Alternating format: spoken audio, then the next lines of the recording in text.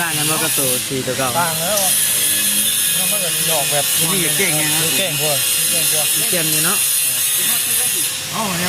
มันเนี่ยมาใหม่ว่าเดี๋ยวเว้นเลยบ่ฮู้เลยว่าเป็นอะไรพูดว่ารถเกิดว่าจะเห็นเลยนะนี่เด้เนี่ยตัวนี้มันเห็นบ่ได้เด้มันขูดเด้ขูดเนาะนี่เด้เนี่ยคลิปเด้ที่มันให้กัน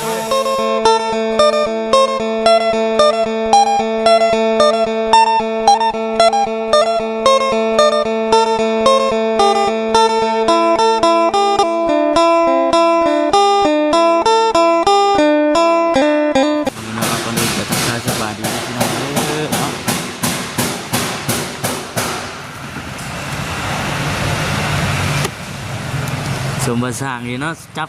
ซบเข่าเลื่อนเลยมือยากก็ดีสำหรับสร้างไงเนาะจับยัดเข่านี่นะโอ้ย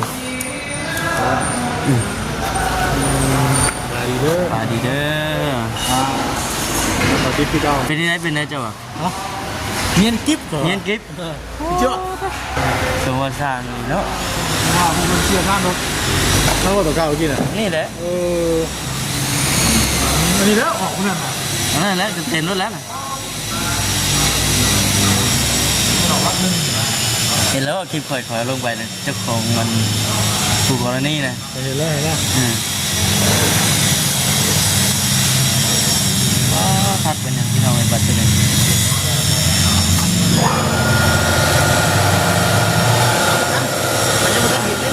ฮะ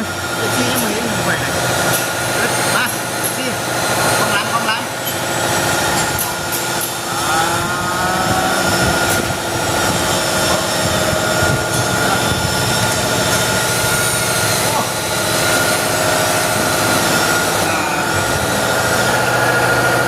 วันยังบาทนี่เนาะบอกเลยเนาะบอกเลยไม่บอกเลยมีมาแทน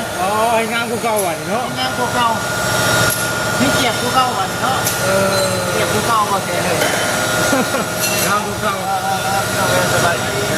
เนาะทัดกูเก่าวันไหนดิงานกูเก่าป่ะเงียบกูเก่าเนาะเงียบกูเก่าเนาะ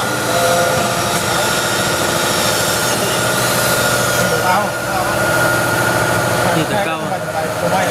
เปลี่ยนไฟไหมป่ะเปลี่ยนไฟไหมครับออกไฟซื้อป้ายตอนนี้ขึ้นพระเจ้าแล้วไม่บอกขึ้นนี่พระเจ้าหรอวะบอลปิดไฟใหม่ดินี่มันออกเลยเดี๋ยวนี้เนาะดูท่าดูใส่ก็ได้เนาะฮะดูเอาไปให้ทางด้านพระเจ้าเนาะจะไปนิ่งไม่บอกว่าต้องใช้ดีเนาะจะไปใช้ยังจะเอาไปไม่ใช่อยู่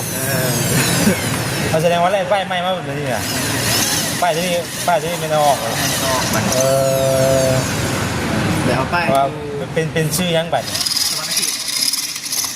ชื่อไพ่แน่ชื่อไพ่แน่คือเก่าหรือเปล่าอ๋อเป็นชื่อแน่นแต่ว่าเป็นป้ายเขตสวรรค์เขตแบบนี้นะอ๋อจำคำมวลว่าเป็นสวรรค์เขตถือว่าออนโอนได้นะว่าได้กันเนาะต้องชิ้นแน่นี่แบบนี้เนาะโหเนี้ยกูเก่าเนี้ยบัดถือว่าใหม่เนาะมันจะต้องส่งกับใหม่เลยดิเราอย่าไปร้องใจโอ้อย่าไปร้องใจที่นี่จะร้องมันที่นี่ร้องเรื่อยอะไรแบบนี้น่าไปได้เลยเสียทั้งเวลาเสียทั้งเงินร่วมแล้ว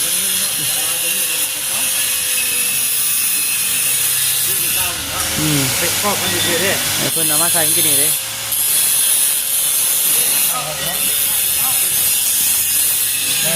ต่างกันว่ากระโตสีตัวเก่าต่างแล้วมันก็จะออกแบบนี่เก่งไงนะเก่งกว่าเก่งอยู่เนาะอ๋อเนี่ยมันเนี่ยมาใหม่ว่าเดี๋ยวเว้นเลยบ่ฮู้เลยว่าเป็นอะไรพูดว่ารถเกิดว่าจะเห็นเลยนะนี่เด้เนี่ยตัวนี้มันเห็นบ่ได้เด้มันขูดเด้ขูดเนาะนี่เด้เนี่ยคลิปเด้ที่มันให้กันเลยนี่นะบ้าแล้วของนั่นนะมาให้มันเดือดพุ่งคันเงาเลยมาเมื่อนี้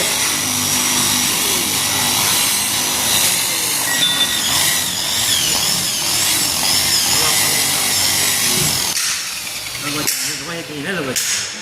ก็จะเนียนบ้างเงาเนาะเงาครับเลย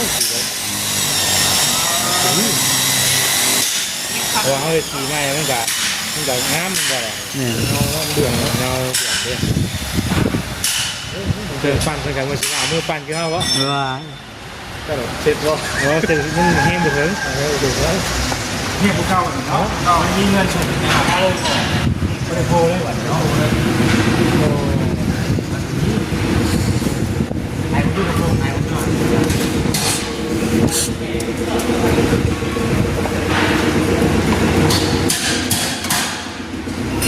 เก่าเนาะ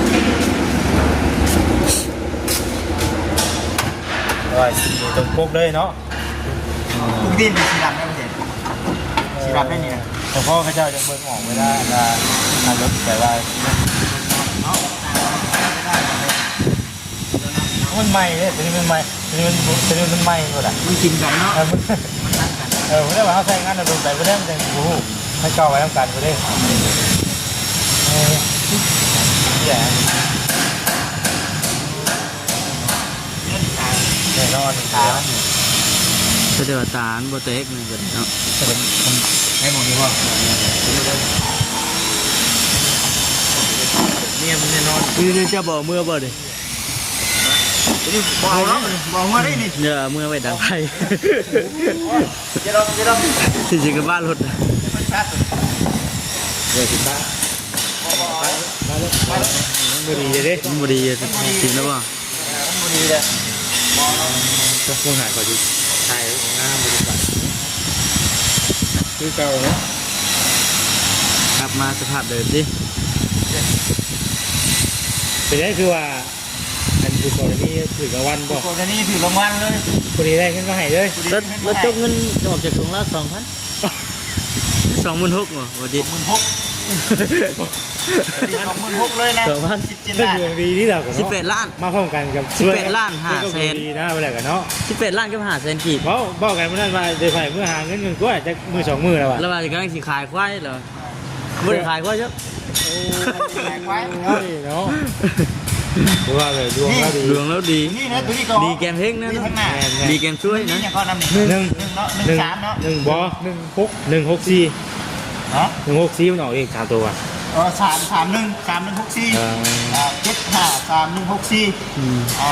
มันอยู่นี่แหละ31 ป้ายกับผู้ดีแล้วออกมา เอา ได้กับเอาจะป้ายออกให้กันก็เอาออกดีๆเพื่อนเนาะ เนาะแม่อยู่ เอาให้ตกใจกันเนาะ ตกใจ เอาจะป้ายออกให้กันเปลี่ยนป้ายใหม่ก็ตกใจก็มันเป็นได้ป้ายใหม่เนี่ย ไปไป เลขมันน่ะ เข้าหาโ โอ้หาทองกันเนาะจากพวกที่เป็นหาทองกัน เดี๋ยวที่ไปให้เจ้าเปลี่ยนมื้อนี้แล้วแหละ เปลี่ยนแล้วต้องไปเปลี่ยนใหม่ก็ ตัวนี้นั่นอย่างไปหามื้อนี้ให้มัน ยางหนาเนาะ มันไม่ไหวนี่เนาะไป ยางยังบ่จิต นี่แต่ว่าสภาพ ยางอันนี้บ่ โอ้อย่างตี อย่างตีนรถ เพราะว่าบ่ได้ทางเรื่องจักมื้อปัญหาเพราะว่ามันถือก็อันนี้ออกมาซื่อเด้ ข้างนะสิ ว่าอยู่ว่าเนี่ยเข้าได้น่ะ ต่างว่า ที่มันคือ ที่มันคือโค้งๆดิ เนี่ยเข้าทางจริง ดึงออกมาแล้ว ๆเอามาน่ะมาดูปุ๊บเอา ว่ามันสั่งมามันอาจจะมีแต่พุงแบบนี้ นี่ก็ได้มันเป็นตัวเซลล์เลยตัวเขาจะเปลี่ยนเป็นตัวได้เลย เราบอกว่าปกติมันเป็นสีดำมั้งทำมาของมาใหม่สีดำมั้งเหรอว่าคนนี้แสดงว่าคนนี้ แต่มันจะประกอบนั้นเนาะ เอามาแบบไหนเป็นสีดำมั้งเราบอก แม่ตัวนี้ตัวที่เราอยู่ขนาดสีดำนั่นคือสีดำมามันสามารถเอาไปสีได้ทุกอย่างเลยสีแดงเป็นได้เนาะ แอนบ้า มาแต่ของหน้าเราสีดำ มาจากพวกงานสีดำมันได้ เขา สี จะ ด เอาเปลี่ยนเป็นเขาจะเอาเปลี่ยนเป็นสีแดงก็ได้เพื่อนเด็ก ำอันนี้เนาะขนาดเปลี่ยนขนาด คือมันเองเลยเดี๋ยวมันเสียเลยเดี๋ยวโอ้มาดูนะ นี่แล้วนี่ ใช้ได้ป่ะเนี่ยจับเลยบ่ ลองมา ทำได้ด้วย พอกลับเลย เดี๋ยวจ่ายเงินแล้วจ่ายสตาร์ทบ่ สตาร์ทเบิ่งก่อนไปยัง ตัดมันก่อนบ่ เนาะ ลองตาตีมันไม่ได้เนาะ ลงก่อน เอาแต่หนึ่งเด้อผมให้พี่น้องเด้อเครื่องกูเก่าเนาะเครื่องเนาะเครื่องกูเก่า ก็เป็นคัดเลยดิคือรถเขาแบบว่าเขาไปไม่ห้อยมีอะไรเป็นคัดไหนได้สมมติว่ารถเขาอะเขาขับไปโดนห้อยอีกขวดหลายอย่างนะเอามาให้เจอไอ้นี่ก็เด็กเนาะ ก็อีกวะเนาะ ไป เฮ็ดน่ะ เอากุญแจนี่จ้า คุณแล้วสร้างอยู่คุณ ก็มองไปตรงไหน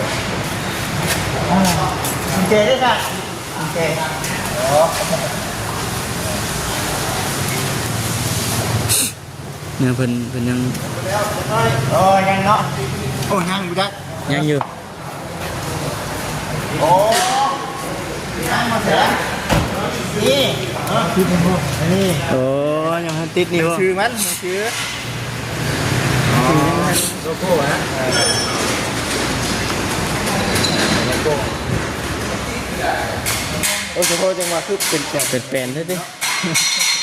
ก็จะเดือดด้วยอีกที ที่เป็นแปลนตาใช่บ่ เราข้าวข้อไปก่อนมีเรื่องดีกับมาบ่เนาะ ว่าเจฟได้เพิ่มเติมไหม โดย เดี๋ยวว่ามือว่าสิผูกแขนเล็กๆน้อยๆพอพ่อกับแม่คนผูกแขนให้แบบนี้นะเริ่มผ่อนมากแล้ว โดย ได้เถอะเนาะคุณเชื่อผมทั้งเจ้าเอง อะไรเขาสบายใจให้กันดิ ผมได้เขาสบายใจเขาเห็นไปถึงเล็กๆน้อยๆเราไม่ได้เห็นใหญ่หรอกแค่พี่น้องมูคูเล็กๆน้อยๆว่าเนาะตัวโอ้มันผ่านที่นั่นมาเลยเป็นเรื่องเสื้อผ้ากับพวกเพชรบ้านนี้ก็ถือว่าเอ้าสาธุก็ให้เกิดขึ้นเนาะบ้านนี้เกิดกับเขา นี่ว่ามันก็คือว่ามันทนกันเลยแต่คือว่าสภาพแจ็คเป็นอย่างเป็นอย่างนี้ใช้เวลาเป็นเดือนนึงใช้เวลาได้มันเลยคือพวกให้นอกคือใดคือเครื่องมันเป็นอะไร มีเสือเนาะ ใช้เวลาไหน เสือมันมีเสือ คือว่าพวกประเทศไทยในคือท่านนั่งหัวเต่าไปเลย ชนหน้าจะชนเลยเนาะ ไปเลย เป็นเติบเนาะ เวลาเป็นตัวพอสมควร นี่มาครับ อ๋อโลโก้นี่เพราะมันเป็นเรียบเนาะ โอ้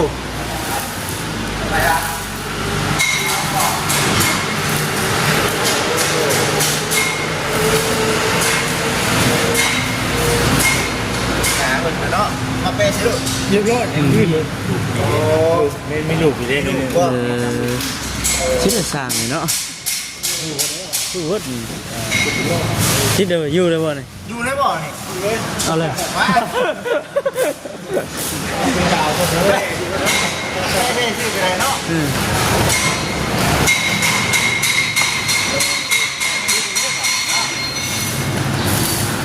ชื่ออะไรได้ป่ะ ยังบ่คือแต่ทั้งตีนมันบัดนี้เนาะ ทั้งปีนมันป่ะ ยังนี่อยู่ เดี๋ยวจะเล่นนะเป็นเจ๊เอาไปผมปะ ทดลองเบิ่ง มาลองการมันอย่างนั้นเนาะ ได้เลยล่อแล้วคือเบิ่นล่อบ่จิบ่ ฮะ ล่อเจ้าคือเบิ่น เดี๋ย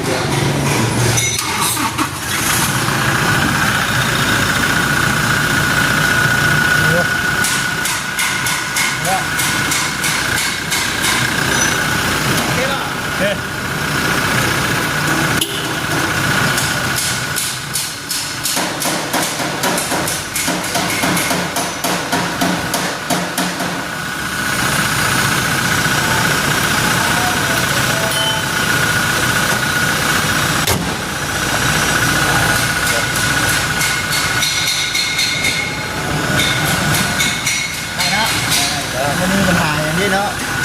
บริเกียกับนั่งเนาะ อืม ไม่ได้ที่มันต้องเอาไว้ด้วย โอ้เพื่อเนาะนี่เนาะตาเตะนักไปที่เยอะ นี่แหละแต่ว่ามันคือว่าผมเรียกว่าคือว่า เราห้องได้กัน3 4 5 มันจะ4,000เนาะ4มันจะแต่มันปลายว่า 30,000ปลาย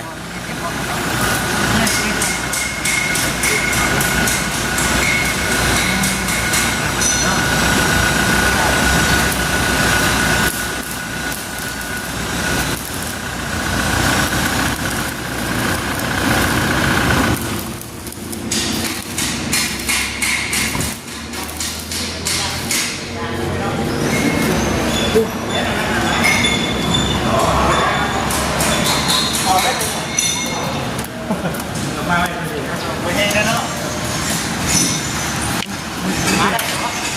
ยังจะลงไปหาสวรรค์คุณ ข้างมันเลยดิ ขาโอ้ขามันได้หูเลยดิคนเด็กตามก็ได้แล้วเนาะจนห้องทำยางแล้วจอดนี่จะมาบุกล้าเนาะเอาไม้ด้วยแบบหาได้ดิลงไปตามหาได้เอาไม้ก็ได้แต่ว่าจะไปเอาหายางไม่เอาดีกว่า เจอล่างอย่างมันบ่ได้คดบ่ได้หยังเด้อบ่จิตล่างมันบ่ได้คดบ่ได้ห ย่า ยัง ง นี่บ่เป็นหยังนี่เนาะแม็กบ่เป็นหยังเนาะ แม็กมัน ครับบ้านนี้ก็ได้ได้แล้วก็แล้วคือข้อน้ำทางสร้างคนนั่นแหละขอน้ำเพิ่นรุ่นไห้500แม่เนาะเป็นรุ่นไห้1,000เนาะโอ้ยช่างมันแม็กมีแต่2,000มันจะเอาโทรหา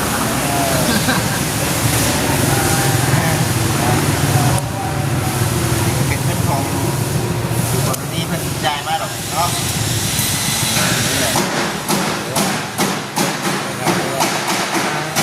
อากูชอบด้วยแล้วเนาะวันนี้เนาะ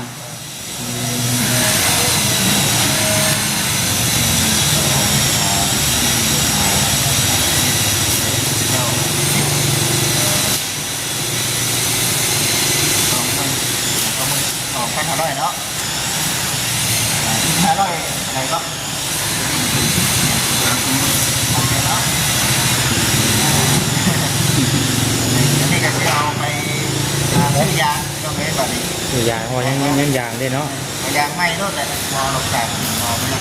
มันเหนื่อยเลยต้อง เออมันชอดแล้ว มันต้องไปตามมันหรอกแต่ว่ามันมีขายแต่ว่าตีนหนึ่งเนาะ จากที่ถามเมื่อวานนี่เพิ่นว่า แล้วถามเมื่อไหร่ห้ามเบิ้งเนาะ นี่ถามเพิ่นว่ามีขายอยู่พุ่นน่ะ แต่มีมันเชื่อเบิ่งกัน กิ่งหนึงเลย จริงหนึ่งก็ กิ่งหนึง ได้มันอยู่ที่กันบ่เท่านั้นแหละ นั่นปะ เดี๋ยวจะบอกจริงหนึ่งทั่วคือไม่จริง นั่นเดี๋ยวเอากิ่งหนึง จากนึงว่าไล่มันตรงเลยใครอยู่ ต้องกินเขาเป็นใครใจกลัวเนาะ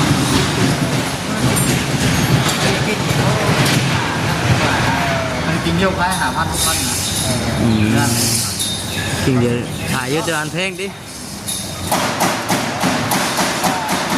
ไม่ได้ไปหาใช่แล้ว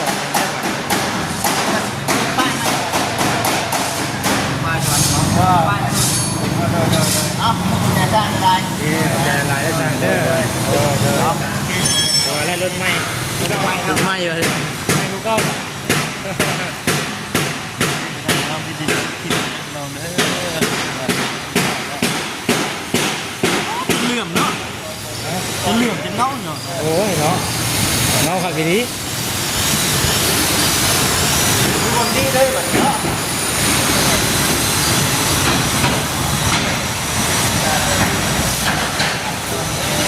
พี่น้องเนาะโอเคพี่น้องอยู่ตรงนี้สบาย